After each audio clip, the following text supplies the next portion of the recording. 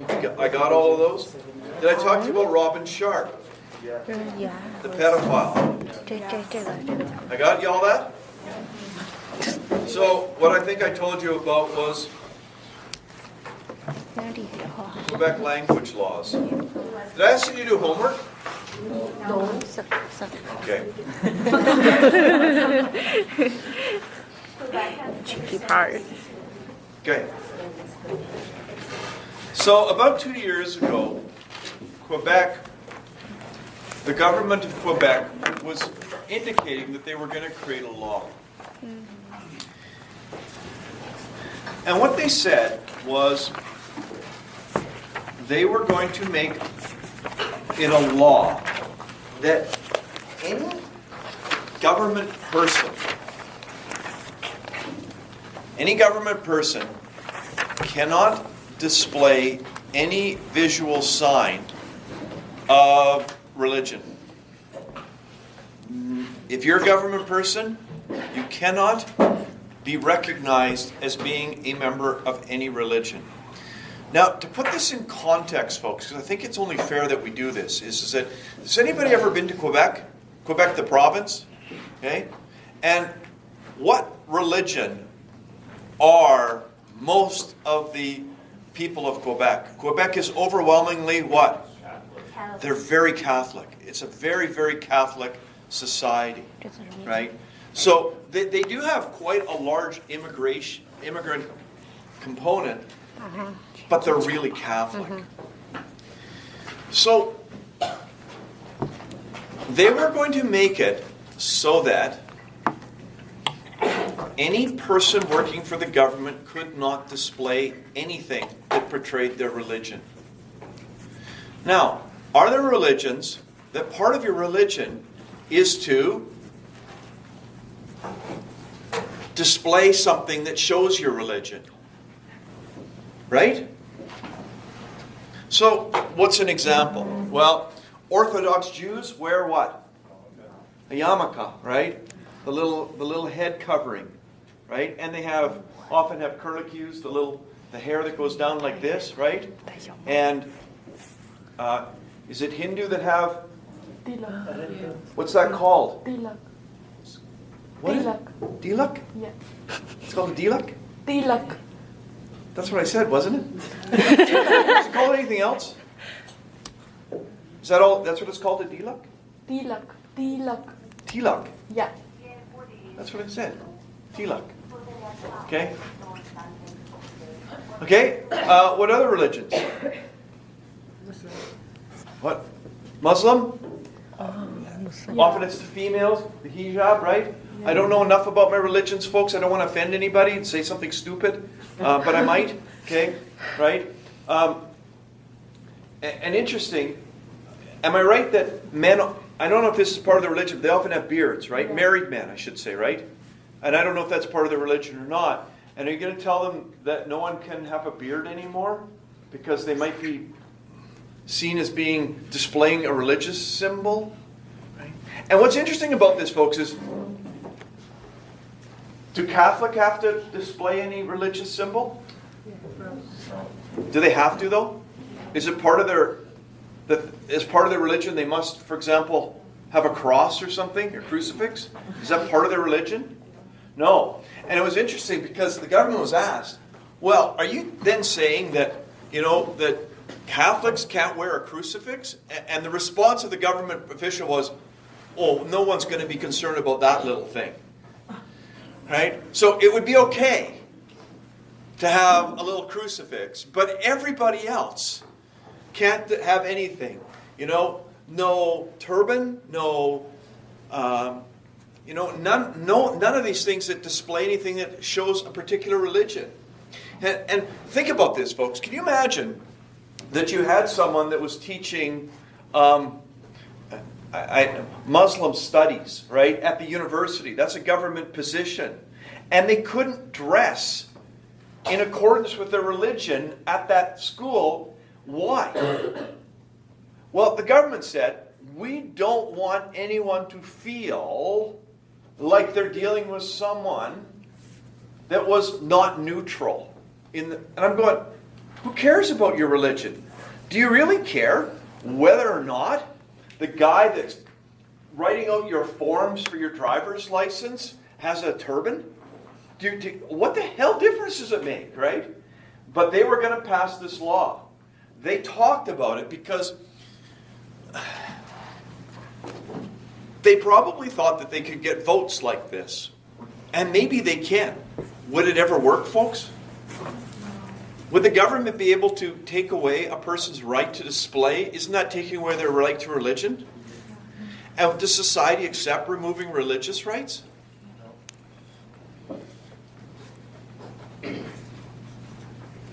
I did talk to you about Section 1, right?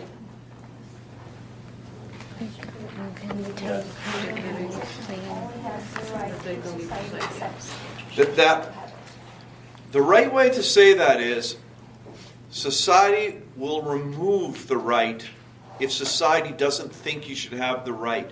The improper way of looking at Section 1 is, does society like the law? That's the wrong question. The right question is, does society accept that this right should be removed?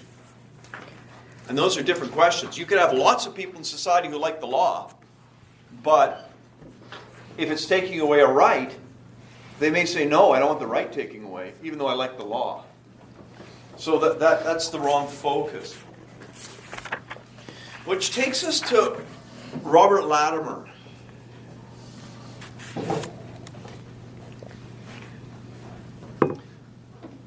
Anybody heard that name before?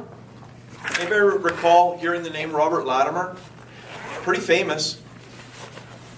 Most of you are probably too young to remember about it. Do you remember about it? Do you know who he is? Did we talk about this? Anybody else remember who he is? He's a farmer from Saskatchewan. Why would you have heard his name? Do you know why? In a quick sentence, what did he do? He killed his daughter through euthanasia. Careful with those. He killed his daughter. Okay? That's about as far as you can go without making a political statement. Certainly as far as I can go. Okay? So, Robert Latimer killed his daughter.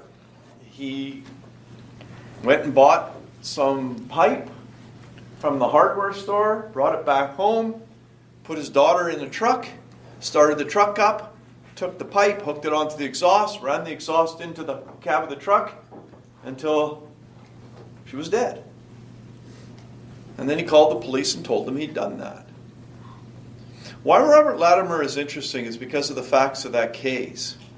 And the question that was important is, why did he do that? Tell him you're busy. Okay? Why did he do that?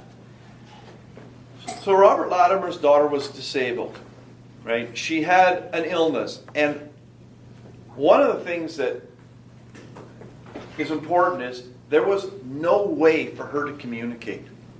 She could not express anything. No one could know what was going on inside her head or how she was feeling, what was going on. There was no way to communicate with her. And in addition to that, she suffered from a disability that required her to be taken to the hospital on regular occasions and have her bones broken. Like glass bones? Her bones. Like break her elbow. Like glass bones? The disease? I don't know what it was. Like you break easily? No. No, they had to take her and break her bones. Oh. Not because she broke her bones. They had to take her to the hospital and said, okay, she's here, break her bones, right? Break her arm, break her leg. And there was no way to communicate with her, which is a problem when you're breaking people's bones. Oh, how do you treat it? How do you know how much it's hurting, right? How do you deal with that? And the prognosis was it was going to continue to happen for the rest of her life. Her life was going to be basically going to the hospital and having her bones broken and taking her home after she healed to a certain extent. And I don't want to make up stuff, but I don't think it's beyond reason. Anybody out here have a farming background? Anybody raised on a farm? You were? Did 2 of you? 3 of you? Okay. Did you have livestock? Anybody? You had livestock? And if you're a farmer, do you let livestock suffer? It's pretty bad, eh? Like, it's almost part of the culture that's just not done. And I can imagine Robert Latimer saying, I wouldn't let my cow go through this. I wouldn't let a dog go through this. And I got to let my daughter go through this. And he says, I'm not putting her through this for the rest of her life. I'm not putting her through a life of pain. You know? So he basically put the hose in and killed her and phoned the police and said he'd done it. Now, there's some really interesting things about this case. And in order to understand this, you have to understand what the difference is between first-degree murder, second-degree murder, and manslaughter. Okay, so what's first-degree murder? You killed someone, you meant to kill them, and what?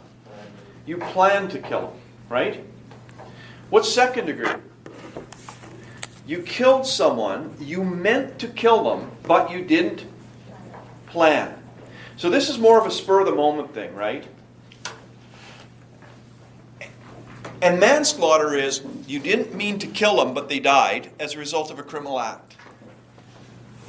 So that's basically what happened. So I punched somebody, I didn't mean to kill them, but they fall down, crack their head, and they die. That's manslaughter.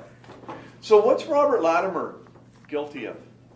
First-degree murder. Absolutely. Like there's no question. And how do we know he planned it, folks? He went to the He went to the hardware store and bought the pipe. Like there was no question. So he got charged with first-degree murder, and he went to trial in front of a jury. And what happened? So we got to go back. The statute says, if you're convicted of first degree, it's what's the sentence, by the way? Lifetime prison. It is. It's life. A lot of people don't really understand that. It's life. That means you will be under the penal system forever when you get convicted of murder. You are allowed out of jail after 25 years if you get out on parole, and most do. Second degree, it's still life. You can just get out of jail as early as 10 years. Okay? You got to do 10 years. So, he went to court, and the jury found him guilty of second-degree murder. Does that make any sense at all? No, it really doesn't. But that's what they convicted him of, second-degree murder. And they told the judge they only wanted to go to jail for a year. After hearing all the evidence and all the reasons and everything, they said that's what they wanted. And the judge said, okay. And convicted him of second-degree murder and sent him to jail for a year. Now, based on what you learned in this class, what is wrong with that? Doesn't follow common law. The statute, the judge's decision is what? What type of law?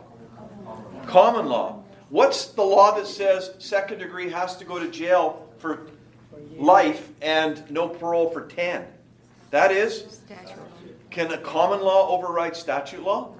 No. No. But the judge did it. Society.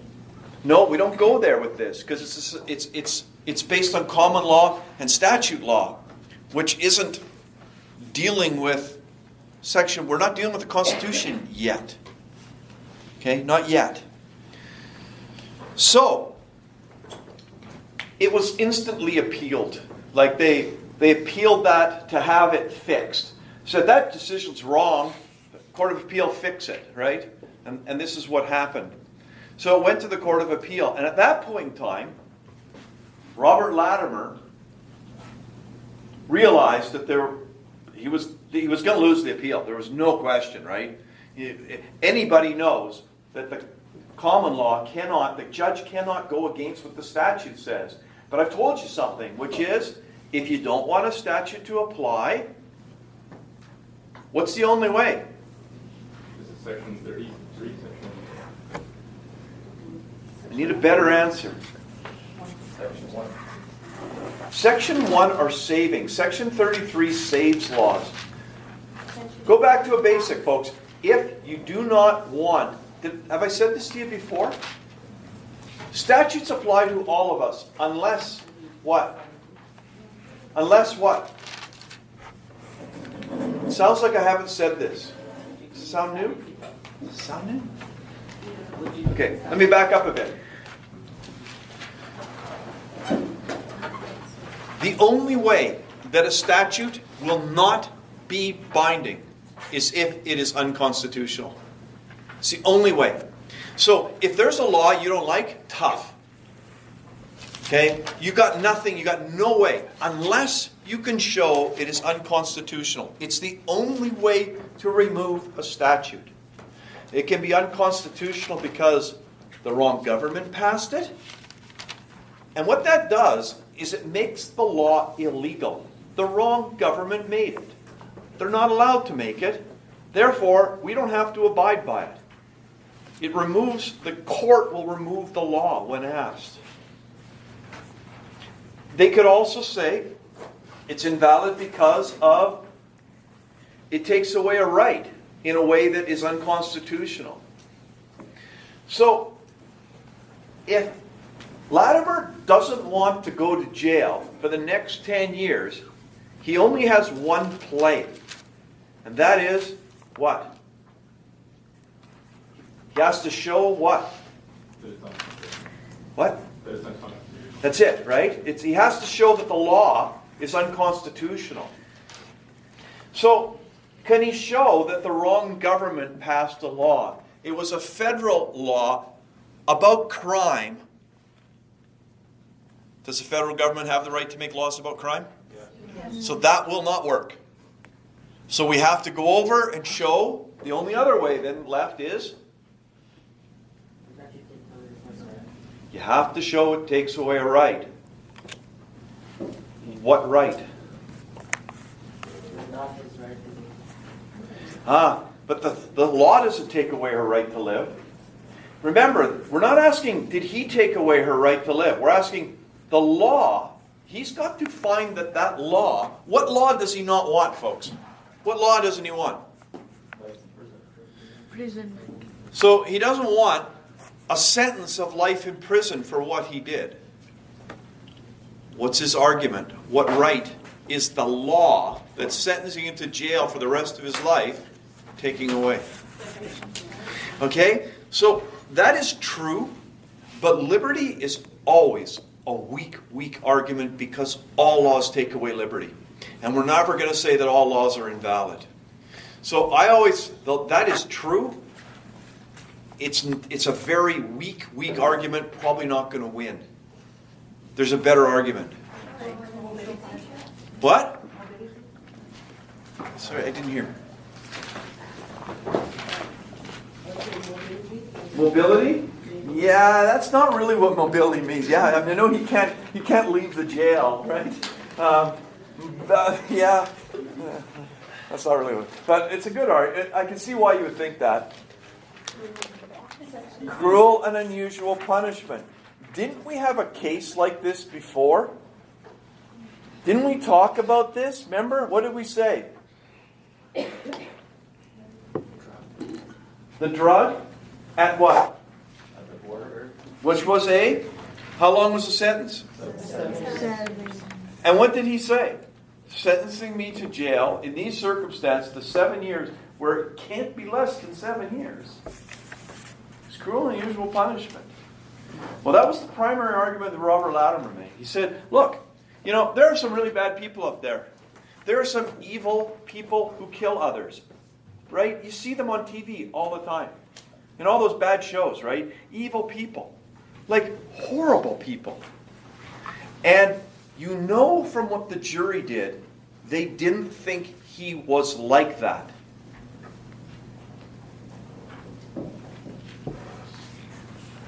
And he would argue that what he was doing was an act of compassion, not an act of anger and hate, which is different. And he says, you can't treat me the same way as the no-good scumball who gets mad because his girlfriend doesn't clean the dishes and takes a baseball bat to her. He said, and you're treating it's the same, right? It's the same. I'm getting the same punishment as that rat bastard. And he says, that's cruel and unusual. That case went to the Supreme Court of Canada. And there were a lot of people that intervened in that case. One of the more interesting interveners, that is somebody who came in to argue a position in the case because they care about the outcome, was the Society of People with Disabilities. And they got there and they said, you can't kill us. Right? I don't care how disabled we are. I don't care how much pain you think we're in. You don't kill us, okay? Because we don't like that at all, right? And they argued all these things. And in the end, the Supreme Court of Canada said it is not cruel and unusual punishment to have a minimum sentence of 10 years when you deliberately kill somebody. And Robert Latimer, his sentence was overturned from the 1 year to the life imprisonment, no chance of parole for 10 years. And his case was pretty interesting because he went to jail. And then he went to apply for parole. And parole is a bit of a game. How do you get out on parole, folks? Anybody need to know? Well, maybe later on you may need to. Maybe not tonight. Okay? So, it's real simple. All you have to show is that you've learned your lesson. So, what does a sophisticated criminal say when the parole board says, have you learned your lesson? They say, yes, I was a very, very bad boy, but I've learned now, and I will never do anything like that again. Is what you did wrong? Yes, it was very, very wrong. Okay, here's the box, out you go. But when they came to Robert Latimer and they said, is what you did wrong? You know what he said? No. No. So, not only did he get sentenced the same as the rat bastards, but because he wouldn't play the game, because he actually believed that what he did is wrong. I don't want to get into whether you think it was right or wrong, folks, but you've got to agree that it's not in the same realm as many other people who have done really evil things, right? It's not the same.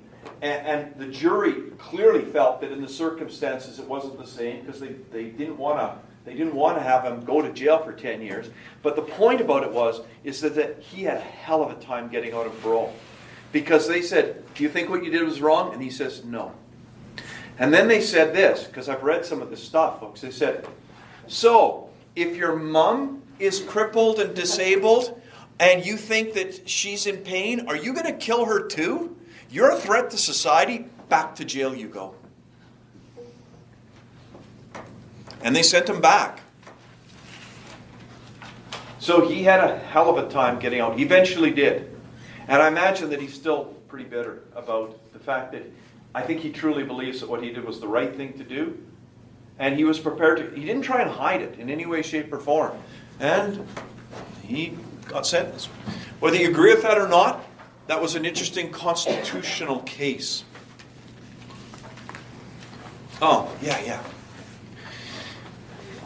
We have to go into another controversial area here, okay? And it's not something that everyone's really comfortable with, but I'm not going to ask you to participate. I'm just going to, I ask you to participate a little bit, okay? But I don't want to get into the moralities of this. But you have to kind of understand something that if you weren't there, you're never really going to be able to. But in the 80s, in Canada, one of the big political raging issues was known as the abortion debate. And it was about whether or not abortions should be illegal. And they were. They were under the criminal code. It was illegal. Okay?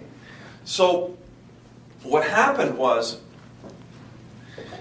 the way that the criminal code was worded, it said abortions are illegal in every situation unless the woman's health was in danger. Okay? So you actually had to show that the woman's health had to be in danger, otherwise it was illegal. Okay? Do you understand that? And you realize that made it pretty hard to get a legal abortion in Canada. There's a whole bunch of stuff that went on at the same time. There's a bunch of legal issues. But do you understand that basically? So what happened is you had to get a doctor to say that the health was in danger, and if that happened, then you could go ahead and there wouldn't be any legalities of it. And what doctors started doing was interpreting health to be mental health. So you were going to be upset if you had to have this child, and therefore, and it kind of really opened the doors. So it was very, very difficult, and it became quite a bit easier. And around the same point in time, you had a lot of people that were very, very anti-abortion. They were called the pro-lifers, right? I don't like calling them the antis, because you had the pro-lifers and the pro-choicers. Everyone was a good guy.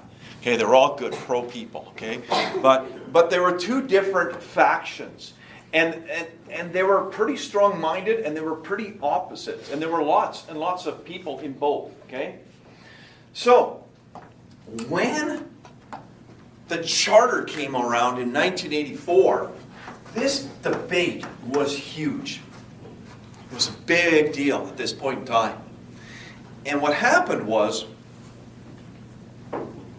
the people who were against abortions, because it had been wide opened up, or because they just didn't want them at all, whatever it was, they realized that they had an opportunity, that they could make an argument. Tell me what the argument would be.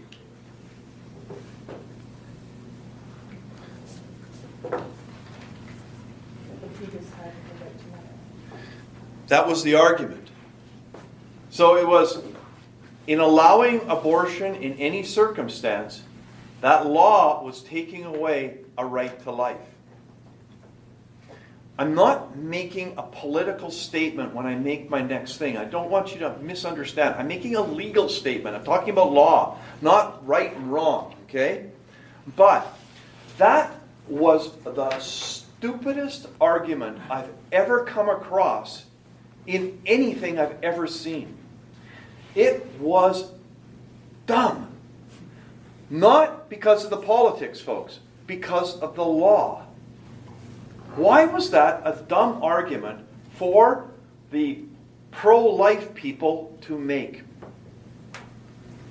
Does anybody know? This is putting pieces together in a very subtle way. But I remember seeing this, seeing that they were doing that, and said, are these people insane? It's legally, not morally, legally a stupid, stupid thing to do. Anybody know why? Because if it's endangering the mother's health, then wouldn't it be like taking away her right to life? Yeah, that's a moral issue to more extent to things. No, we're not talking about whether they should or shouldn't have made that argument on what they believed or whose right had more things.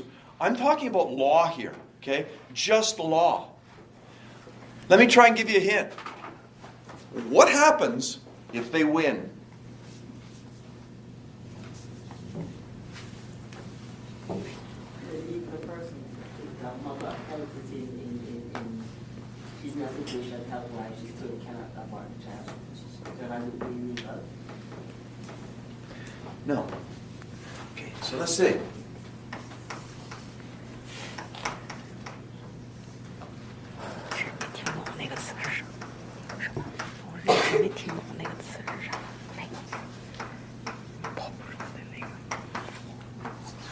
So here's basically what the law said.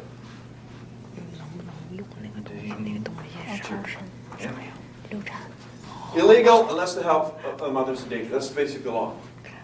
So they're saying this law is taking away a child's right to life because it basically allows fetuses' lives to be ended as a result of this law. That's a stupid argument. Not because of the morals, not even because of the facts, because of the law. What happens if they win? What happens to a law that is declared to be unconstitutional? What happens to the law, folks? It will be legal. No. It basically removes the law. Now what law is there? Oh, no. They can't. Oh! It's free game. If you strike down the law, there is no law. They had this weird notion that the courts would replace it or change it or alter it. Courts can't do that. They can't make statutes. Their only power is to determine whether it's illegal or illegal. And if it's illegal, which is what they asked them to do, this whole law would get removed. Is that what they really wanted? No, this is the last thing they wanted. That's why I said it was a stupid argument, because if they won that argument, it would remove the law, the only law that prevents wide open abortions. They somehow thought it would change the law. Courts can't change law. They can't make statutes. All they could do was strike it down. But if they struck it down, that means there was no law at all. That isn't what they wanted, and that's why it was a foolish argument to make. The court ruled, by the way, that charter rights start at birth. In other words, a fetus has no rights. That was the basis for the argument. They never had to deal with striking this down. They simply said rights to life don't exist in this circumstance. And that's how they resolved it. And then they left the law alone. And then Henry Morgentaler came along and broke this law every way he possibly could. Every way he possibly could. He was charged about 14 times. Went in front of a jury, and every time, even though he had clearly broken the law, the jury found him not guilty. And then when he got charged a 15th time, he made an argument. Anybody know what his argument was? I'll give you a hint. It's one thing we learned about. I've taught you about it in this course. The argument that he made. What argument did he make?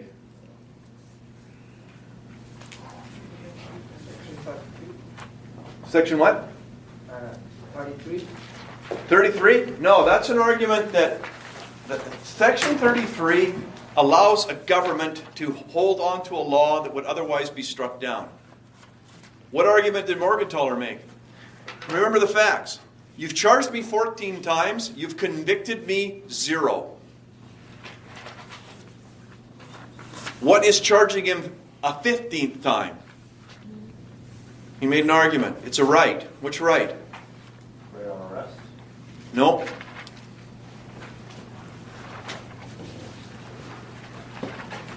Still an unusual punishment.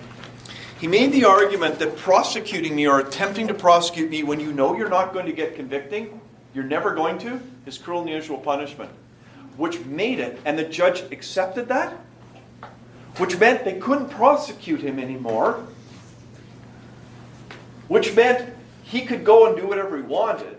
And at that point in time, the government said, we can't have one person who's allowed to go and do this and not have everyone in the same boat. And they, as a result of Morgentaler, they just removed the entire section. Because if they couldn't prosecute him under it, they shouldn't be prosecuting anyone. And that's the history of how things happen in Canada. And it all goes back to the Charter. Charter rights and constitutional rights are the same thing. Human rights are different. Human rights are under the Human Rights Act. I do not teach human rights in this course. It's more of a labor relations issue. Just don't have room for it.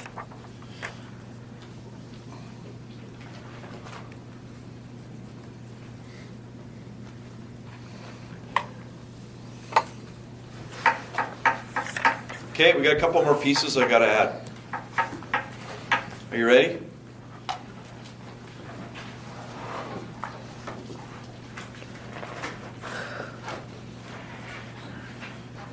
Okay, let's back up a bit. Can you people tell me the small headings under the Constitution, the things we've learned about? What have you learned here?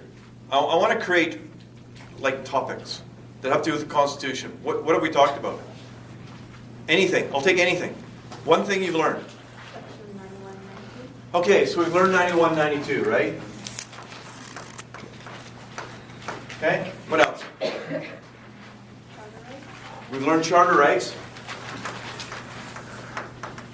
Where are they found? Where are they found, folks? Of which year? 1982. And where are they? They're all, where are they? Which sections? Section Two?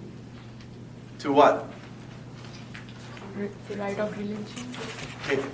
Which sections are the rights contained in? I've given you them all. 3, 6, 7, 12, 15. Actually, it's 2 to 15. 3 I don't cover, but it's still there. 3 and 4 are there. We don't deal with them in this class. They're voting rights. But they're still rights, and they're still charter rights. So we have rights that are under Section 2 to 15 of the 1982 Constitution Act. Okay. What else have you learned? Section 1. Good. What else have you learned? Section 33. Okay, that's not part of the Constitution. It's something else we've learned, but it's not part of the Constitution. 33. What? 33. Section 33.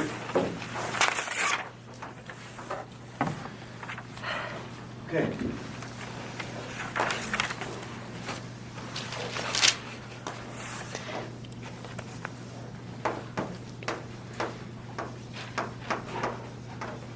In 1867, this statute is passed by England. It's Section 91 and 92 that's important for this class, which is the division of powers. This is the Constitution of Canada. It sits there for over 100 years. Got it? In 1982, 84, we add to this Constitution with another document that's completely separate and it does different things. Right? And in it, we have charter rights.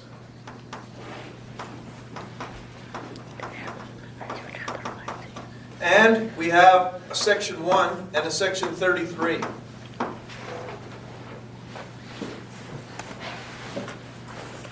Statutes can be struck down because this isn't done properly. Statutes can be struck down because this allows them to be struck down. Are you with me so far? Going to add a piece to this.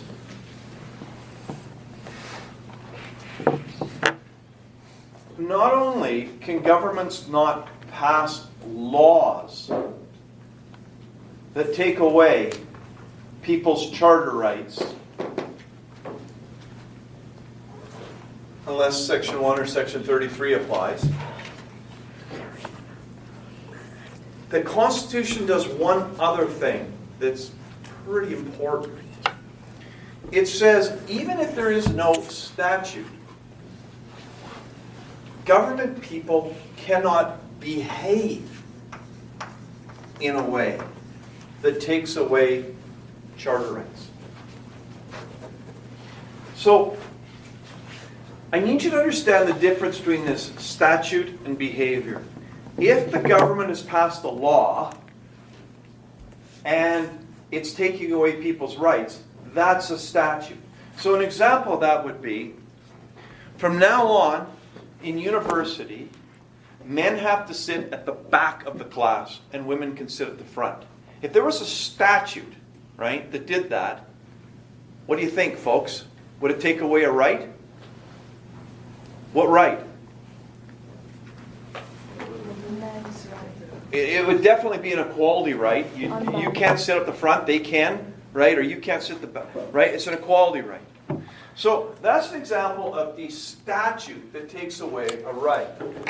But let's say there is no statute. But I walk into this class, and when I'm up here in front of you, I am a government person. This is a government-funded institution. I'm a government person. If I was in my class to say, in my class, men sit at the back and women sit at the front, there is no statute, right? There's no law that says that. I'm just behaving in a way that takes away your rights. That is also prohibited. So we cannot do it because there's a law, and we can't just do it because we want to. Government people cannot act in a way that takes away a person's charter rights. So the difference between these is this one is dealing with a law, a statute, and this is just dealing with a behavior where there is no statute. Both of them are no good. There was a famous case on this. It involved one of the presidents. It was probably one of the Bushes. Was coming to Canada, and they were going to Vancouver, and people didn't like them. I don't remember if it was because of the Gulf War or what it was, but there were a lot of people that said this president's a complete moron.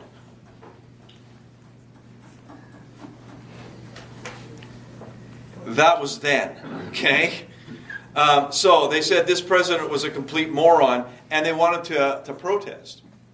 So they basically found out the route that the presidential car was going to be taking from the airport, and people basically lined up along this route with signs saying you're a big fat moron and everything else, okay? And along came the sergeant in the Vancouver Police Department. And there's videotape of this. I've seen the videotape of it. And he basically said, okay, you people, you have 5 seconds to clear this area. 5, 4, 3, 2, and then he pepper sprayed them all.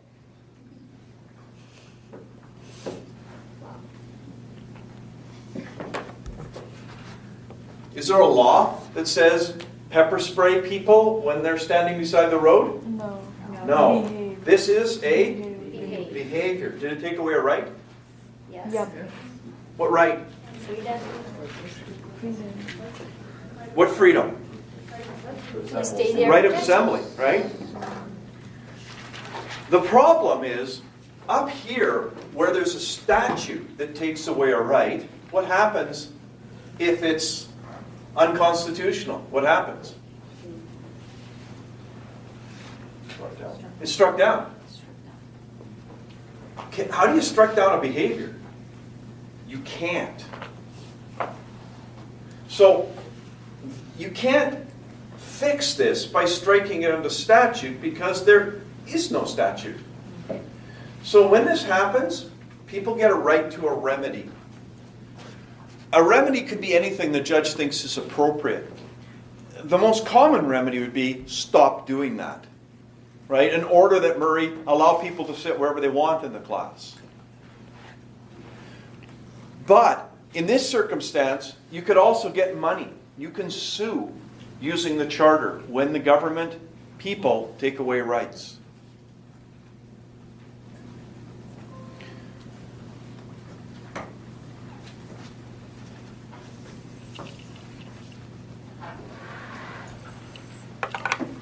I've just got a couple more cases before I give you some tricky homework.